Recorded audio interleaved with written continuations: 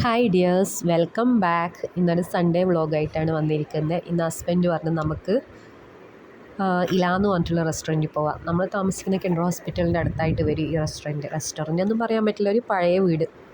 അപ്പം അത്യാവശ്യം വെയിലത്ത് ക്യൂ നിന്നിട്ടാണ് നമുക്കൊരു സീറ്റ് കിട്ടിയത്. വ്ളോഗേഴ്സും ആൾക്കാരൊക്കെ കുറേ ഉണ്ടായിരുന്നു. പിന്നെ കണ്ടോ, സാധാ ഒരു വീടിന് കുറച്ച് ചെയറും ടേബിളൊക്കെ ഇട്ടിട്ട് ഒരു ഹോട്ടൽ മാതിരി തുടങ്ങിയേനെ. ഇവിടെ കഞ്ഞിയും മീൽസും ആണ് ഇവിടുത്തെ സ്പെഷ്യൽ.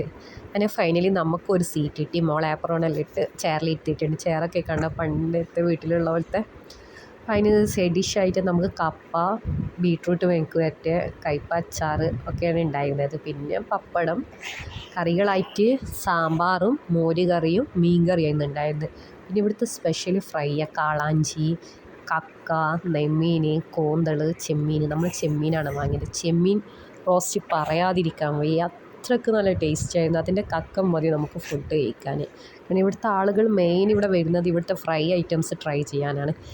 അപ്പോൾ ആരെങ്കിലും ഈ വഴി വരുന്നുണ്ടെങ്കിൽ പോവാം. എല്ലാവർക്കും ബൈ.